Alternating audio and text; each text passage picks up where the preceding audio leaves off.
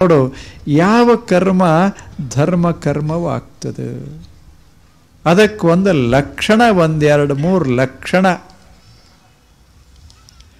ಮೊದಲನೇ ಲಕ್ಷಣ, ಯಾವ ಕೆಲಸ ಮಾಡ್ತೇವೆ ಆ ಕೆಲಸ ಹೇಗಿರಬೇಕು ಅಂದರೆ ಅದು ನಮಗೆ ಸಂತೋಷ ಕೊಡಬೇಕು, ಹಂಗ ಕೆಲಸ ಮಾಡಬೇಕು.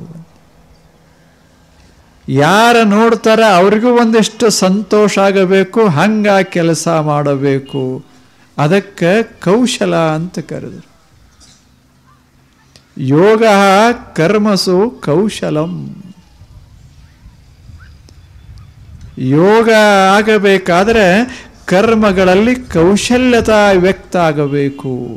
ಏನು ಮಾಡ್ತೇವೆ ಅದು ಚೆನ್ನಾಗಿ ಸುಂದರವಾಗಿರಬೇಕು.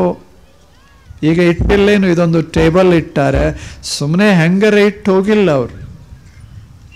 ಎಷ್ಟು ಚೆನ್ನಾಗಿಟ್ಟಾರೆ, ಅದರ ಮೇಲೆ ಹಾಶಾರ, ಒಂದು ಮಡಿಕೆ ಸಹಿತ ಅದರ ಮೇಲೆ ಬಿದ್ದಿಲ್ಲ, ಒಂದಿಷ್ಟು ಹೊಲಸು ಅದರ ಮ್ಯಾಗ ಇಲ್ಲ, ಹೂಗಳನ್ನು ಹಾಗೆ ಜೋಡಿಸಿಟ್ಟಾರೆ. ಇದು ಕೌಶಲ.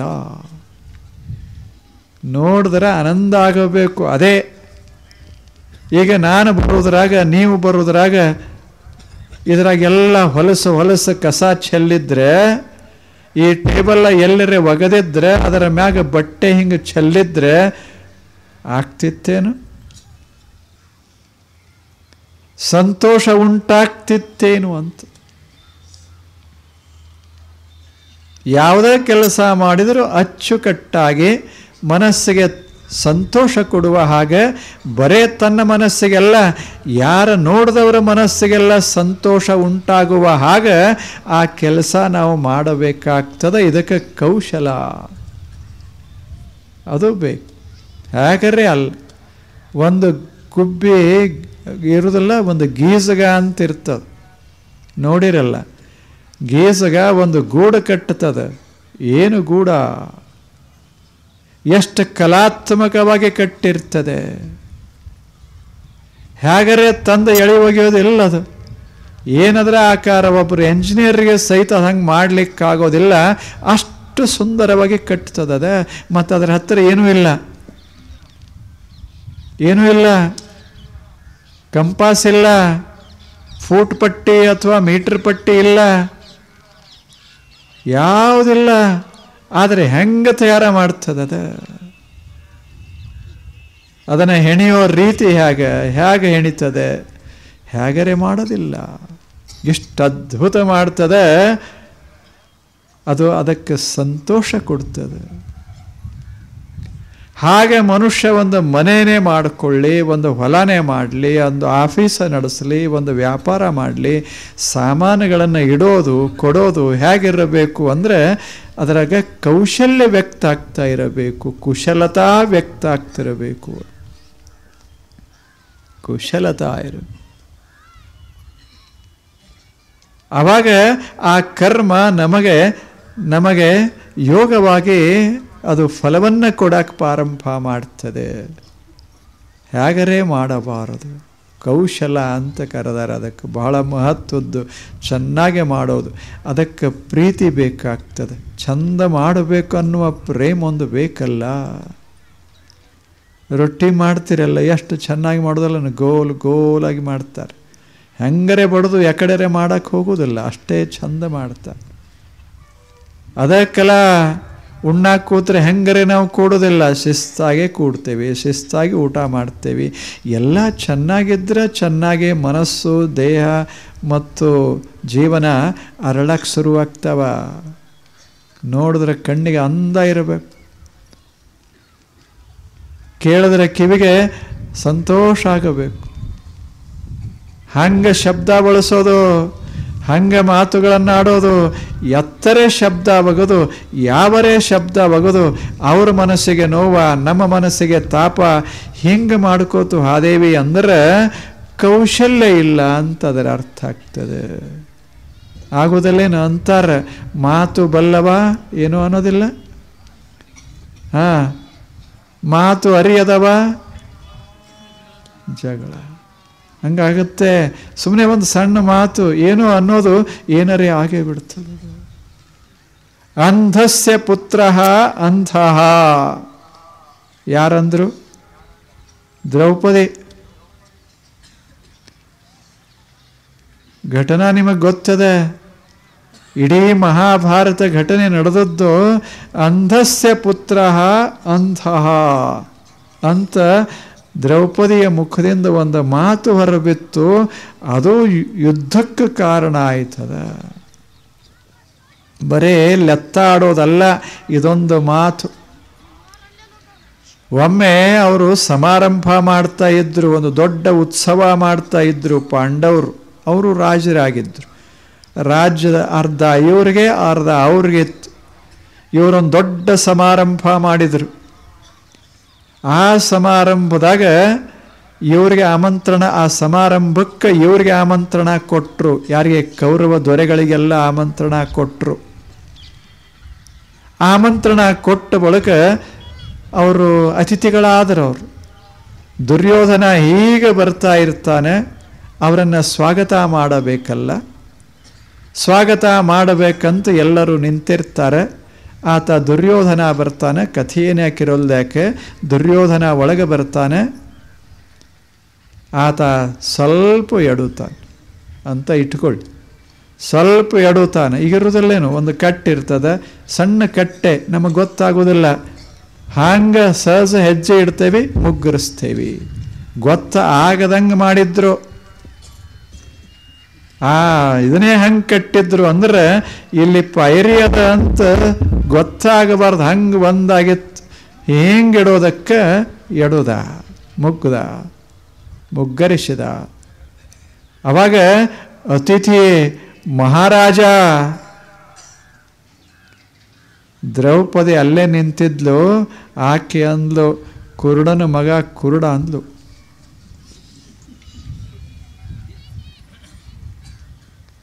ಅನಬೇಕೇನು ಹೇಳಿ. ಹೋಗಲಿ, ದುರ್ಯೋಧನ ಎಡುದ, ಇವಾಗ ಕುರುಡ ಅನುಭವ ಆಗಿತ್ತೇನೋ ಒಂದು ಕ್ಷಣ.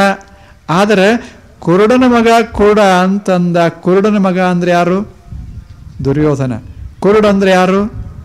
ಧೃತರಾಷ್ಟ್ರ ಮಾವ, ದೊಡ್ಡ ರಾಜ. ಅಂಥಮಿಗಿಲ್ಲ, ಅಲ್ಲದಾನ. ಅವನಿಗೆ ಕುರುಡ ಅಂದ್ಲಲ್ಲ, ಸಣ್ಣವಳು ತಾನು. ಹೆಂಗೆ ಹೋಗ್ತದೆ ಮಾತು. ಸುಮ್ಮನೆ ಬರ್ದಾರೆ, ಎಷ್ಟು ಚಂದ ಬರ್ದಾರೆ ಕಥೆಗಳನ್ನು, ಕಲ್ಕೊಳ್ಳುವಂಗೆ ಬರ್ದಾರೆ. ಅದು ದ್ರೌಪದಿಯ ಕಥೆ ಅಲ್ಲ, ನಮ್ಮ ಜೀವನದ ಕಥೆ ಅದ. ಮಹಾಭಾರತ ಯಾರ್ದರೆ ಕಥೆ ಅಲ್ಲ, ನಮ್ಮ ಬದುಕಿನ ಕಥೆ. ಕಲ್ಕೊಳ್ಳುವಂಗಿರ್ತದ. ಮಾತು ಅಚ್ಚುಕಟ್ಟಾಗಿದ್ದರೆ ಎಷ್ಟು ಮಾತಾಡಬೇಕು ಅಷ್ಟು. ಬನ್ನಿ ಕೂಡಿ ಅಯ್ಯ ಎಂದರೆ ಇಲ್ಲ, ಸ್ವರ್ಗ ಎಲವೋ ಎಂದರೆ ಎಷ್ಟು ಚೆನ್ನಾಗಿದೆ. ನೀವು ಬನ್ನಿ ಕೂತ್ಕೊಳ್ಳಿ, ಒಂದು ಕಪ್ ಹಾಲ ಕುಡೀರಿ, ಇಷ್ಟು ಅಂದರೆ ಅವ್ರು ಯಾರ್ಯಾಕೆ ಬರೋಲ್ರಾಕೆ ಮಿತ್ರ ಆಗಿ ಬಿಡ್ತಾರೆ. ಅದ ಮಿತ್ರ ಬಂದರೂ ಸಹಿತ ಎತ್ತರೆ ಅಂದೇವಿ ಅಂದ್ರೆ ಅವನು ವೈರಿ ಆಗ್ತಾನೆ ಅಷ್ಟೇ. ಹಂಗೆ ದ್ರೌಪದಿಯ ಮುಖದಿಂದ ಆಕೇನು ಮುದ್ದ ಮಂದವಳಲ್ಲ, ಏನು ಒಳಗಿತ್ತು ತಾಪ ಆಗಿತ್ತೋ ಅಂದ್ಲು ಅಷ್ಟೇ. ಆಕೆ ತಪ್ಪಲ್ಲ, ಮಾತು ಹೊರಗೆ ಬಂತು. ಯಾಕೆ ಬಂತು, ಏನು ಬಂತು ಹೇಳೋದೇ ಕಷ್ಟ. ಸುಮ್ಮನೆ ಮಾತು ಹೊರಗೆ ಬಂತು. ಆ ಮಾತ ಮಹಾಭಾರತಕ್ಕೆ ಕಾರಣ ಆಗಿತ್ತು. ಅದಕ್ಕೆ ಮಾತಿನಾಗ ಒಂದಿಷ್ಟು ಕೌಶಲ್ಯ, ಕ್ರಿಯೆಗಳಲ್ಲಿ ಒಂದಿಷ್ಟು ಕೌಶಲ್ಯ, ನೋಟದಲ್ಲಿ ಒಂದಿಷ್ಟು ಕೌಶಲ್ಯ, ಶಬ್ದ ಕೇಳೋದ್ರಾಗ ಒಂದಿಷ್ಟು ಕೌಶಲ್ಯ, ನಡೆಯೋದ್ರಾಗ ಕೌಶಲ್ಯ.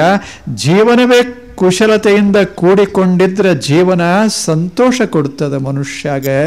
ಆವಾಗ ನಾವು ಮಾಡುವ ಕಾರ್ಯಗಳು ಧರ್ಮ ಕಾರ್ಯಗಳಾಗ್ತವ, ಅವು ಯೋಗವಾಗ್ತವ. ಯೋಗ ಅಂದರೆ ಏನೋ ಮಾಡೋದಲ್ಲ, ಧರ್ಮ ಅಂದರೆ ಏನೋ ಮಾಡೋದಲ್ಲ. ಪ್ರತಿ ಕ್ಷಣ ನಾವೇನು ಕೆಲಸ ಮಾಡ್ತೇವೆ, ಏನು ಕಾರ್ಯ ಮಾಡ್ತೇವೆ ಅದನ್ನು ಮಧುರಗೊಳಿಸಿಕೊಂಡಿರೋದು. ಕುಶಲ ಚೆನ್ನಾಗಿ ಮಾಡೋದು, ಚೆನ್ನಾಗಿ ಮಾಡೋದು. ಮಾಡಿ ಮಾಡಿ ಹೆಂಗರೆ ಯಾಕೆ ಮಾಡೋದು, ಚೆನ್ನಾಗಿಯೇ ಮಾಡೋದು. ಅವಕಾಶ ಇದೊಂದು ಈ ಜಗತ್ತಿನಲ್ಲಿ ಬಂದ ಬಳಿಕ ನಮಗೆ ಈ ಜಗತ್ತನ್ನು ಶೃಂಗರಿಸೋದೊಂದು ಅವಕಾಶ.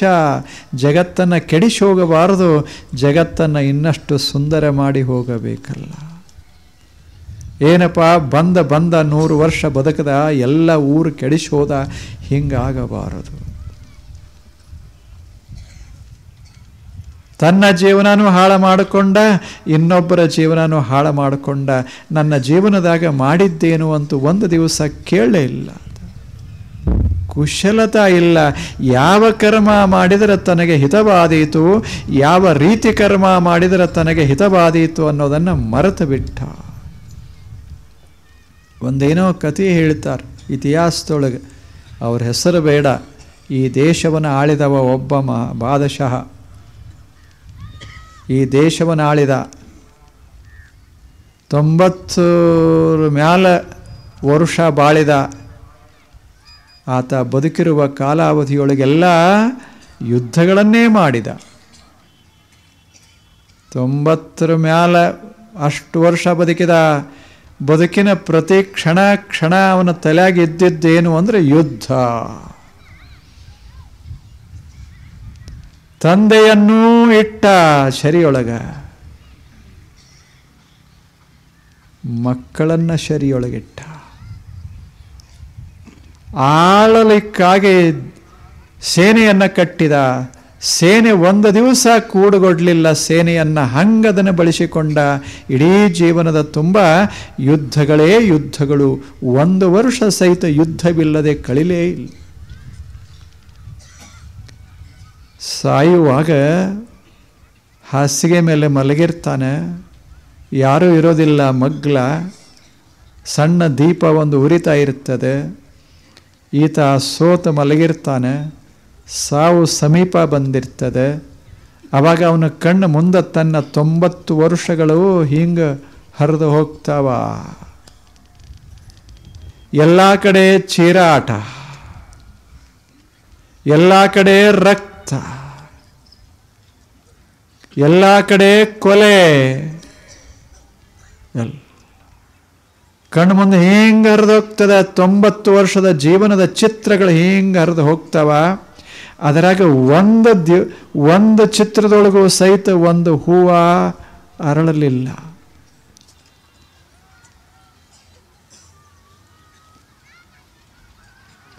ಅದನ್ನು ನೋಡ್ತಾ ನೋಡ್ತಾ ನೋಡ್ತಾ ಕಣ್ಣೆದರಿಗೆ, ಮನಸ್ಸಿನ ಕಣ್ಣೆದರಿಗೆ ಇಷ್ಟೆಲ್ಲ ಚಿತ್ರಗಳು ಹರಿದು ಹೋಗಿ 90ನೇ ವಯಸ್ಸಕ್ಕೆ ಹಿಂಗೆ ಕೊನೆಗೆ ಸಾವಿನ ಕ್ಷಣ ಬಂದು ಸುಳಿದಾಡ್ತು. ಆವಾಗ ಅಂದ, ನನ್ನ ಜೀವನ ಹೆಂಗೆ ಹೋಯಿತು ಅಂತ. ನೋಡಲೇ ಇಲ್ಲ ನಾನು. ಎಲ್ಲ ಎದಕ್ಕೆ ಹೋಯ್ತು? ಕೊಲ್ಲೋದಕ್ಕೆ, ಕೊಲ್ಲಿಸೋದಕ್ಕೆ ಹೋಯಿತು ಜೀವನ. ಎಂಥ ಅಪರೂಪದ ಜೀವನ ಸಿಕ್ಕಿತ್ತು ನನಗೆ, ಅದನ್ನೆಲ್ಲ ಇದಕ್ಕೆ ಬಳಸಿಬಿಟ್ಟೆ. ಮತ್ತು ಈಗ ಸಿಕ್ಕಿದ್ದೇನು? ಈಗೇನಿಲ್ಲ, ಮರಣದ ಕ್ಷಣ ಇದು. ಇನ್ನೇನು ಸಿಗೋದದು? ಯಾವುದಕ್ಕಾಗಿ ಸಾವಿರ ಜನರನ್ನ ನಾನು ಮುಗಿಸಿದೆ? ಯಾವುದಕ್ಕಾಗಿ ಮನೆ ಮಾರುಗಳನ್ನೆಲ್ಲ ಕೆಡವಿಬಿಟ್ಟೆ? ಯಾವುದಕ್ಕಾಗಿ ಯುವ ಸಮಾಜ, ಯುವಶಕ್ತಿ, ಯುವಕರ ಲಕ್ಷ ಯುವಕರ ತಂಡ ಎಲ್ಲವನ್ನ ಬಳಸಿಕೊಂಡೆ ಮುಗಿಸೋದಕ್ಕಾಗಿ. ಎಂಥ ಸಂಪತ್ತ! ಈ ಸಿರಿ, ಈ ಸಾಮ್ರಾಜ್ಯ ಇನ್ನಿಲ್ಲ, ಎಲ್ಲ ಹೋಯ್ತು. ನನ್ನ ಕೂಡ ಬರೋದೇನು? ಏನಿಲ್ಲ. ಏನದ? ಬರೀ ಕಣ್ಣೀರ. ನಂದಲ್ಲ, ಜನತೆಯ ಕಣ್ಣೀರ ಅಷ್ಟೆ. ಏನಾಯ್ತು? ಆ ಕ್ಷಣದಾಗ ಇದು ಹೊಳಿತು. ಅವಾಗ ಅಲ್ಲೇ ಆರದಾರ. ಇನ್ನೊಂದು ಕ್ಷಣನೇ ಇಲ್ಲ. ತಿದ್ದುಕೊಳ್ಳೋಕೆ ಮತ್ತೊಂದು ಕ್ಷಣನೇ ಇಲ್ಲ. ಆವಾಗ ಎದ್ದು ಕುಂತು ಒಂದು ಮಾತು ಹೇಳ್ದ, ಯಾರಾದರೂ ನನ್ನ ಜೀವನದಿಂದ ಪಾಠ ಕಲಿಯೋದೇ ಆದರೆ ತಾವು ದಯಮಾಡಿ ಕಲೀರಿ ಅಂತ ಹೇಳಿ ಹೋಗಿಬಿಟ್ಟ ಅಷ್ಟೆ. ನನ್ನ ಜೀವನ ನಾನೇ ಕೈಯಾರೆ ಹಾಳು ಮಾಡಿದೆ ಅಷ್ಟೆ. ನಂದಷ್ಟೇ ಹಾಳು ಮಾಡಲಿಲ್ಲ, ನನ್ನ ಕೂಡ ಲಕ್ಷಾಂತರ ಜನತೆಯ ಜೀವನವನ್ನು ಹಾಳು ಮಾಡಿದೆ. ಏನು ನಾವು ಬರೋ ಉದ್ದೇಶ ಭೂಮಂಡಲಕ್ಕೆ ಚೆನ್ನಾಗಿ ಮಾಡೋದಕ್ಕೆ. ಧರ್ಮಶಾಲೆಗೆ ಹೆಂಗೆ ಮಾಡ್ತೇವೆ ಗೊತ್ತದಲ್ಲ, ಅಥವಾ ಟ್ರೈನ್ದಾಗ ಹೋಗುವಾಗ ಹೆಂಗೆ ಮಾಡ್ತೇವೆ? ಸ್ವಚ್ಛ ಅವ್ರು ಇಟ್ಟಿರ್ತಾರೆ, ಹೋಗಿ ಕುಂಡಿರ್ತೇವೆ. ಆ ಬಳಿಕ ಶೇಂಗಾ ತಿಂದು ಅಲ್ಲೇ ಒಗಿತೇವೆ, ಬಾಳೆಹಣ್ಣ ತಿಂದು ಅಲ್ಲೇ ಒಗಿತೇವೆ. ಯಾಕೆ? ನಮ್ಮದಲ್ಲ.